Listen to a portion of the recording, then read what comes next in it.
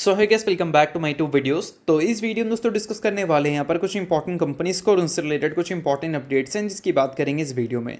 तो चलिए दोस्तों वीडियो की शुरुआत करते हैं। सबसे पहली कंपनी को डिस्कस करते हैं। पहली कंपनी का नाम है डिक्सन टेक्नोलॉजीज लिमिटेड।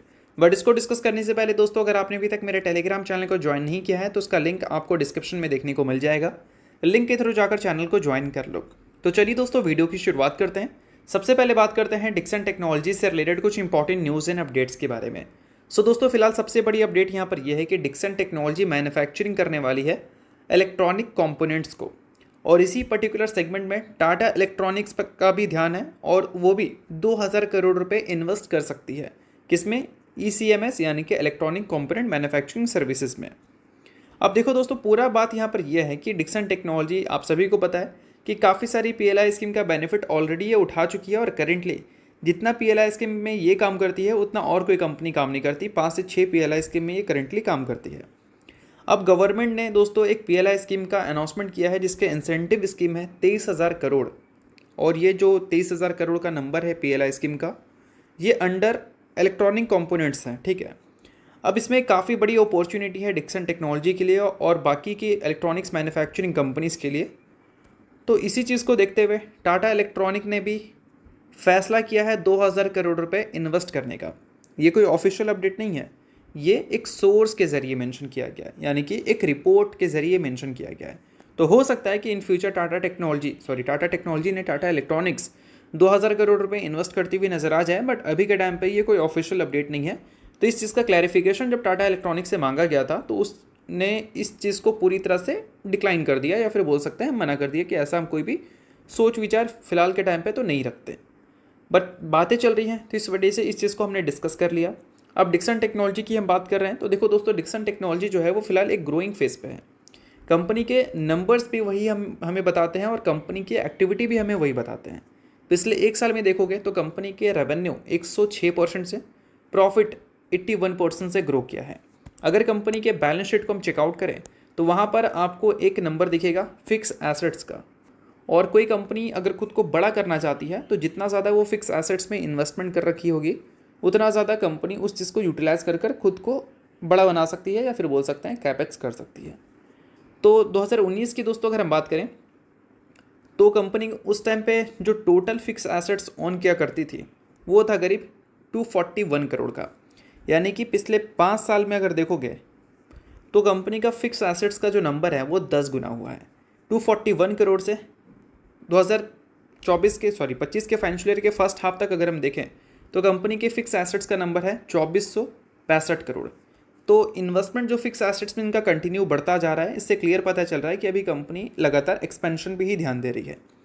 और ये चीज़ हमें कंपनी के कैश फ्लो स्टेटमेंट भी बताते हैं, जो कि ये दिखाता है हमें कि ऑपरेशन से कंपनी जो टोटल कैश जनरेट की है पिछले 2 सालों में वो 1200 करोड़ 1300 करोड़ के आसपास है, और last financial year 584 crore company ने कैश जनरेट किया, और उसमें से 531 करोड़ रुपए कंपनी ने इन्वेस्ट कर दिया।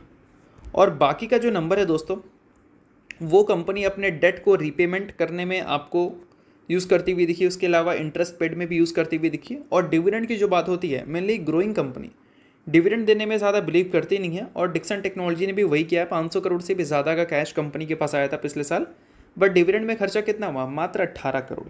यानी कि ये कंपनी डिविडेंड में पैसा बर्बाद ना कर अपने बिजनेस में री इन्वेस्ट कर रही है, जिससे अल्टीमेटली कंपनी के जो नंबर्स हैं उसमें तेज़ी देखने को मिल रहा है, और इससे क्या है, इन्वेस्टर्स को डबल फ़ायदा हो रहा है। तो इन सारी चीज़ों को आप चाहो तो नोट कर सकते हैं अगर आप इन्वेस्टर हैं डिक्सन टेक्नोलॉजी के। तो चलिए अब डिस्कस करते हैं अगली कंपनी को। सो अब दोस्तों वीडियो में आगे बढ़ने से पहले बात कर लेते हैं मेरे टेलीग्राम चैनल के बारे में, जिसको अगर आपने अभी तक ज्वाइन नहीं किया है तो उसका लिंक आपको डिस्क्रिप्शन में देखने को मिल जाएगा। लिंक के थ्रू जाकर चैनल को ज्वाइन कर लो।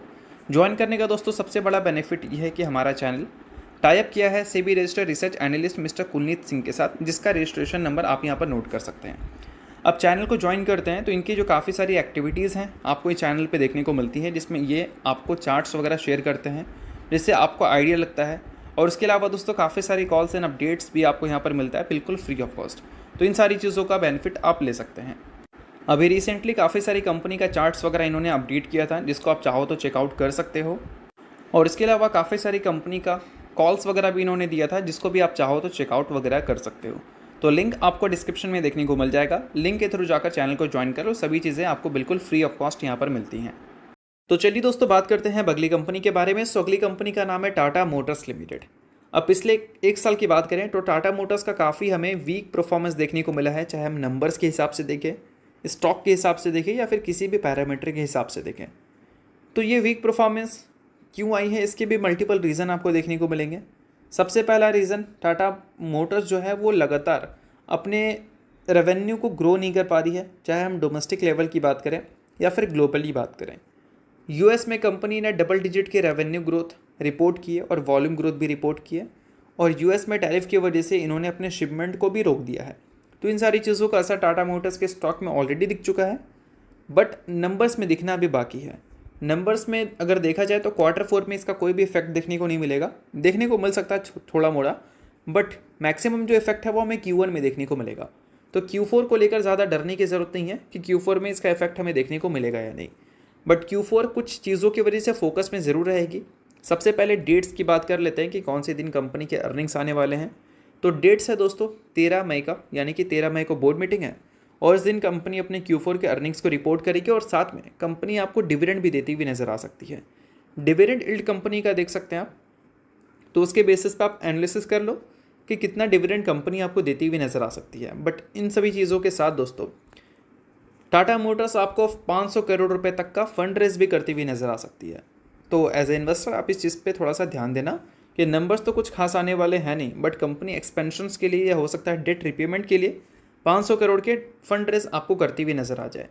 अब इस Q4 से हम क्या उम्मीद कर सकते हैं, तुम ज़्यादा कुछ तो उम्मीद नहीं कर सकते, बट हाँ ये उम्मीद हम ज़रूर कर सकते हैं कि कंपनी के चलो प्रॉफिट डबल डिजिट में हमें देखने को मिल जाए। भले रेवेन्यू डबल डिजिट में आएगा, इसकी पॉसिबिलिटीज़ काफ़ी कम है, बट प्रॉफिट आ सकते हैं अगर मार्जिन्स को कंपनी ने कंट्रोल किया है। तो अगर मार्जिन्स को कंट्रोल नहीं किया है तो जैसे रेवेन्यू दिखेंगे वैसा ही हमें प्रॉफिट भी दिख सकते हैं।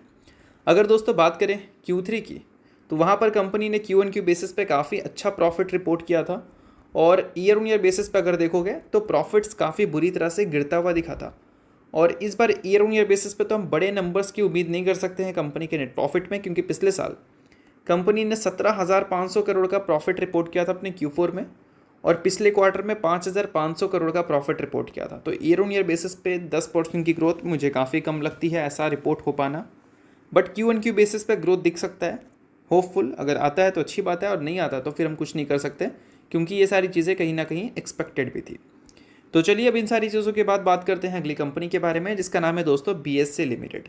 बट BSE को डिस्कस करने से पहले अगर आपको वीडियो अच्छा लग रहा है तो वीडियो को लाइक कर दो, चैनल को सब्सक्राइब कर दो, और टेलीग्राम चैनल को ज्वाइन नहीं किया है तो उसको भी जाकर ज्वाइन कर लो, उसका लिंक भी आपको डिस्क्रिप्शन में दिख जाएगा। अब दोस्तों BSE की बात करें तो अभी BSE देखा जाए तो अपने 52 वीक हाई के करीब है। 52 वीक हाई से करीब आपको ये 6% के आसपास की गिरावट दिखा रही है। पेग रेशो इसका 5.5 के भी ऊपर है, यानी कि काफ़ी एक्सपेंसिव वैल्यूएशन पे है अकॉर्डिंग टू पेग रेशो।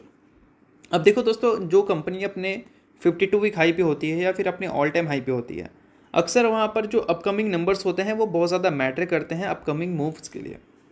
अब कोई कंपनी बहुत ही ज़्यादा नीचे है, मान लो अच्छा खासा 60-70%, 80% गिर गई है, और वहाँ पर इन्वेस्टर्स की एक्सपेक्टेशंस की बात करें तो ये एक्सपेक्टेशन नहीं होता कि चलो आप 70-80% की ग्रोथ दिखा दो, आप ग्रोथ दिखा दो, यही बहुत बड़ा बात होता है, ठीक है।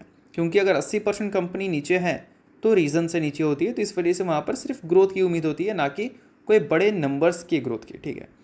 बट कोई कंपनी जब अपने ऑल टाइम हाई पे होती है तो वहाँ पर एक्सपेक्टेशंस एकदम डिफरेंट होता है।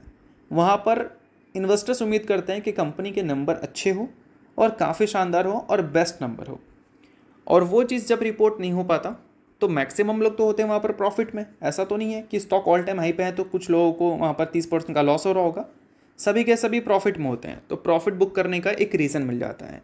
तो इस वजह से BSE के जो अपकमिंग नंबर्स हैं वो बहुत ज़्यादा मैटर करेंगे, जिसके डेट्स आप देख लो, 6 मई को इसके अर्निंग्स हमें देखने को मिलेंगे, और काफ़ी ज़्यादा चांसेस है कि अभी रिसेंटली कंपनी ने 2:1 की रेशो में जो बोनस इशू किया था उसके रिकॉर्ड डेट भी हमें सुनने को मिल जाए।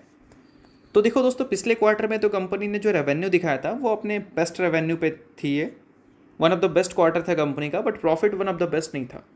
प्रॉफिट्स भी कंपनी को one of the best report करना पड़ेगा इस Q4 में। अगर आता है तो अच्छी बात रहेगी, और नहीं आता है तो फिर देखते हैं कि मार्केट कैसा रिएक्ट करती है BSE के नंबर्स को देखने के बाद।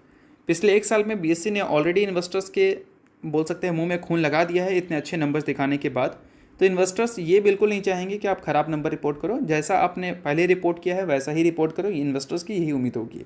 अब देखते हैं इन सारी चीज़ों के बाद बेसिक के नंबर्स एग्जैक्ट हमें आते हुए देखने को मिलते कैसे हैं।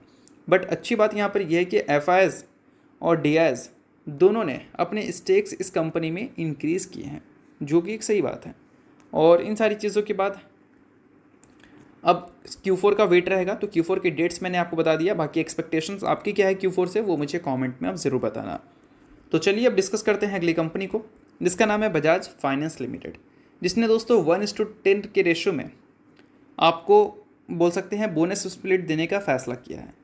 अगर आप कंफ्यूज हो रहे हैं कि एक के बदले 10 शेयर कैसे मिलेगा, तो वो मैं आपको बता देना चाहूँगा। सबसे पहले कंपनी आपको देगी बोनस, तो बोनस के रेशो है 1 के बदले 4, यानी कि 4 शेयर आपको बोनस के तौर पर मिलेगा और 1 शेयर आपका पहले का खुद का होगा, तो टोटल हो जाएगा आपका 5 शेयर।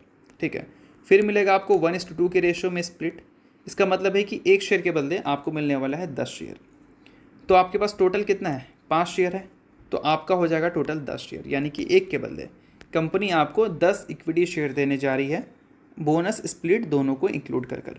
सो अगर आप बजाज फाइनेंस के इन्वेस्टर हैं तो ये खबर आपके लिए अच्छी हो सकती है। इन्वेस्टर नहीं है आप इग्नोर कर सकते हैं, न्यूज़ थी इस वजह से मैंने बता दिया, बाकी किसी भी तरह का ये रिकमेंडेशन नहीं है। तो चलिए दोस्तों, ये वीडियो यहीं तक था। आपको वीडियो आपको अच्छा लगा होगा, लाइक कीजिए, पहली बार सब्सक्राइब कीजिए। वीडियो के लिए बहुत बहुत शुक्रिया।